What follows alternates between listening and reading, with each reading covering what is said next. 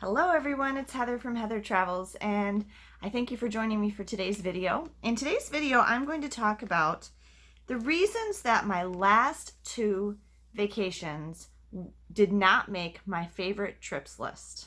Okay, so if you've been following along with my channel, my last two vacations were a year ago in August of 2018. We went on a cruise, a 4-night Bahamas cruise on Mariner of the Seas out of Miami to Nassau, Coco Cay, and Aside, and that was over my birthday.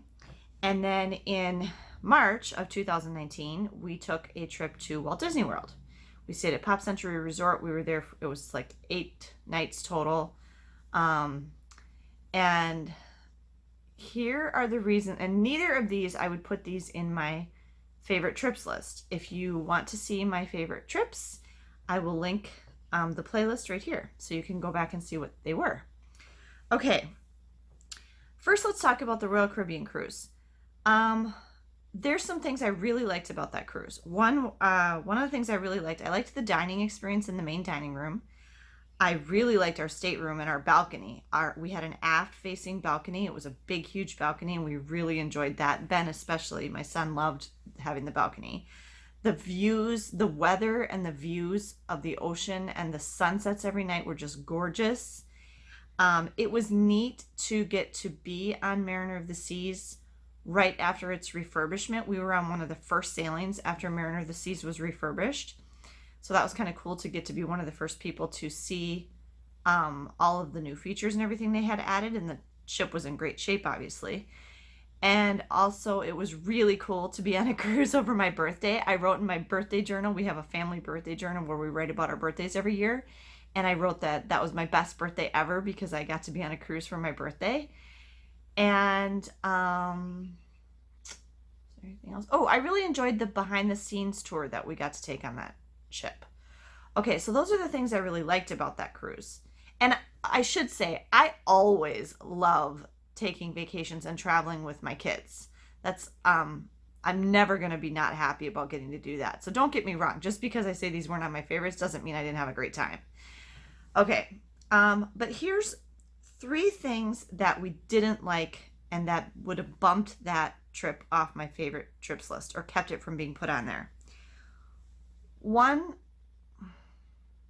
well, I guess it's actually 2 things, but one's kind of got 2 parts to it. One was the heat. Going to the Bahamas in August, it was very, very hot. And going to Miami, it was very, very hot. And none of us particularly like being hot and sweaty and all that. I mean, and I guess where we really felt it in Miami. Like just the night before the cruise, we walked a couple blocks to go eat supper and walked back, and it was just really oppressively hot and humid. And then the top decks of the ship were quite difficult to enjoy because it was literally too hot to walk on the deck with bare feet. And you could not wear sandals or water shoes like to go down the water slides or anything, or go in the pools, and so you had to have bare feet, and it was so hot up there that it was really hard to enjoy doing things up there. And it was just it was baking hot and really, really, really bright on the top decks of the ship, so that was kind of a negative. And then the other thing was just the ship itself and Royal Caribbean compared to Disney. I had sailed on one other Royal Caribbean cruise prior to that, but it was way back in 2002 on my honeymoon. And otherwise, my other cruises had all been on Disney, and my kids had only been on Disney. Well, no, Andrew had been on a Royal Caribbean cruise that he went on his music trip that one time, but we weren't with him. And Megan especially was just very disappointed in the experience on Royal Caribbean compared to Disney. And you'll find a lot of people will tell you that. If you really like Disney cruises, which I don't know how you wouldn't, you're going to be disappointed with everything else. I mean, Disney just does everything so well. And if you go back and watch my video where I compare Disney Cruise Line to Royal Caribbean, I'll link it right here. one of the things I say that really sticks out in my mind is that Disney just does a much better job of coming up with activities in general, but also activities that the whole family can participate in together. And Royal Caribbean really lacks in that area. They might have a lot of neat, like, sporty features, and they have a casino, which I couldn't care less about, and they have some different restaurants and stuff, but I don't really care. And so just, I want to do things on my vacation together as a family with my kids. And I found that seriously lacking on Royal Caribbean as opposed to Disney. So that's the reasons that our Royal Caribbean cruise didn't make my favorites list. Okay. Our Disney World trip, which we took in March. Obviously, I love going to Disney anytime. I love going to Disney. We had lots of fun. It was, well, I wasn't that thrilled with Pandora, but we got to see Pandora, which we'd never seen before. I loved Toy Story Land at Hollywood Studios. We had lots of fun, going on rides and seeing shows and being together. We had some really good dining experiences. It was, it was a fun trip. Disney's fun. It was great. But there were three things that kind of bumped that one down as compared to some of the other trips we've taken to Disney World, for example. Okay, one was, and you'll see this in my previous videos where I talk about Pop Century. I was very disappointed with the value resort experience. And that kind of goes to the comparing Royal Caribbean and Disney thing too. When you've only stayed at the moderates and the deluxes, to stay at a value after that felt like a real letdown. And it just was so small and claustrophobic, the room. And I just didn't feel like a resort experience to me. It felt like a motel. So I was very disappointed with the resort experience and will not stay at a value again. And you'll see that in my video about my 3 lessons I learned from Disney. And actually that kind of relates to all these things.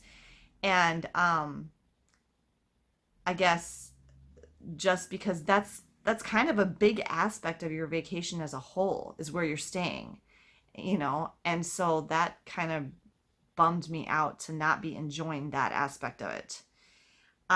It really just became a place to sleep, and I didn't like it really. So the second thing that really kind of brought down the Disney World vacation this last time was the crowds. And I talk about that in that last video I linked to. It was the most crowded I've ever seen Disney World in my life. And I did not like that. And it has me really questioning whether I want to go back, and really questioning, if I do go back, how do I want to go about doing it to minimize those crowds? Am I going to need to pay extra money for some of those add-on experiences to make it less crowded for myself? So that was, it was challenging. And probably the main thing was not being able to go on attractions in a timely manner or as many times as we would have liked to, because the lines were just so long and the wait times were just prohibitively long. And then the third thing, and Ben brought this up, he said he does not remember the first time he went to Walt Disney World, because he wasn't even 1 yet. He was a baby. He was 11 months old. He does not remember, sorry, air conditioner. He does not remember that trip at all, obviously. So for him, the time that it was me and the 3 kids went in 2015, that to him was his first time at Walt Disney World, because that's the time he remembers. He was 6 years old. He turned 7 on the day we came home. And this time he said he didn't enjoy as much because it was already all familiar to him. I mean, obviously there were some new things, but when he went that first time in 2015, it was all brand new to him. I mean, he'd been there before, but he didn't remember that. So it was like a totally new experience for him to get to experience this with his mom and his sister and his brother. And it was really fun and cool and all awesome.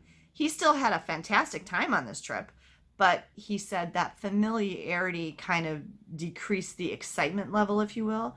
And the other thing I would say, going back to the crowds, is it was significantly less crowded when we went in 2015 in the last week of February into beginning of March than it was this last time, just going 3 weeks later in the calendar. So, and like I said in my other video, I'm not sure if that is just a calendar thing or if that's just an increasing crowds at Disney World overall all the time thing. So, and then there's two other things related to both of these vacations that I'm considering might have been a possibility too. And I'm kind of pondering if I need to do something about these. Okay. One was that on neither of these trips, my son Andrew did not go with us. And I actually feel really bad about the cruise because if we had gone just 1 week earlier, he could have gone with us. And he did want to go with us. Now, granted, if we'd gone 1 week earlier, we wouldn't have been on the cruise over my birthday, which was one of the things I most liked about it. But I felt really bad after we came back when he said he was really sad he didn't get to go with us. And he had obligations at school because he was an RA on his college campus in the dorms. And the week we went was his first week of work. And so he couldn't go. If we had gone 1 week earlier, he could have gone. And so I feel really bad about that because he would have really liked, he loves going on cruises. So I felt, and he would have liked to try Royal Caribbean again and had a balcony stateroom and all that. So he is not going with us. And that was the first vacation that I did with big vacation where we flew somewhere where it was just me and Megan and Ben. That's the first time we'd ever done that. And so it just felt a little sad to me because I didn't have all my 3 kids with me. And then the same thing on the Disney World. That time, it was because our spring breaks were not the same. Andrew's spring break was the week after ours, and he can't miss school. And I really was trying to minimize my kids missing school. They did miss a couple days beforehand, so we could extend it out, and get a better airfare. But he went with his friends to South Padre Island, Texas, over his spring break. But again, it was, we were missing him. If you go back to my video, party of 3 at a theme park, I'll link it right there.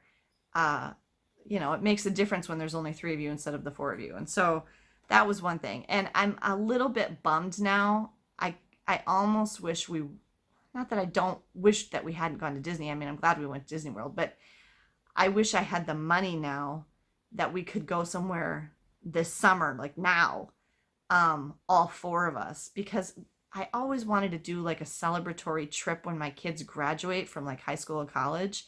And Andrew just graduated from college and we didn't get to do anything. I couldn't even afford to buy him a gift. I mean, I gave him a couple books and that's it. I feel really bad about that. And I wish there was a way that we could have gone on a vacation together this summer. So that's kind of a disappointment. And then the other thing, and this is something that Megan pointed out, this is the last thing. I'm kind of wondering, she pointed out that she thinks it's possible that my overall enjoyment of traveling is being diminished by my YouTube channel. And I really am curious what other YouTubers think about this thought, because she's saying that it seems more important to me to be capturing the footage for my YouTube channel than focusing on being in the moment and being present and paying attention to her and Ben and, really being aware, being just relaxing and being in the moment. And she kind of has a point. And the other thing I'm thinking about is I'm wondering if because I'm analyzing things like to try to like describe them to you guys and give you more details and stuff, if I'm actually diminishing my own enjoyment of the experience because I'm being too critical. If I'm like looking for what's good and what's bad and what do I really think of this, and I'm over analyzing the experience, So I'm really kind of wondering if I need to rethink that. I mean, I don't know. I mean,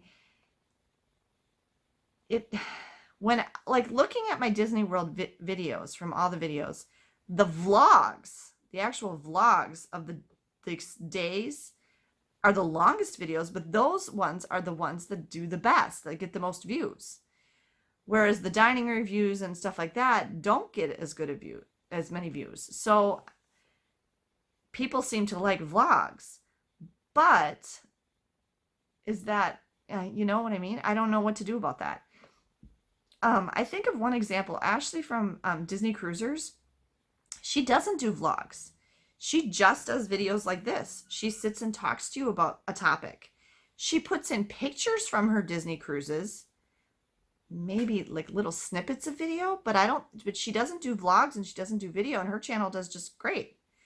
So other YouTubers, I'd really appreciate your feedback on this and what you think about it. Another one is Gary Bembridge. He just does talking videos like this, and then he does pictures and video that he took on the trip, but he doesn't do vlogs.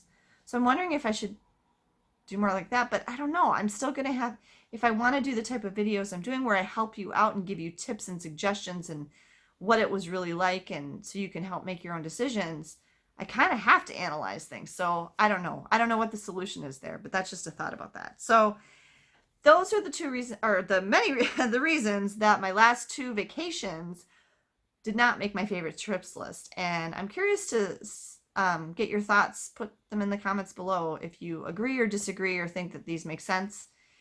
And I thank you guys for joining me today. Have a great day. Safe travels.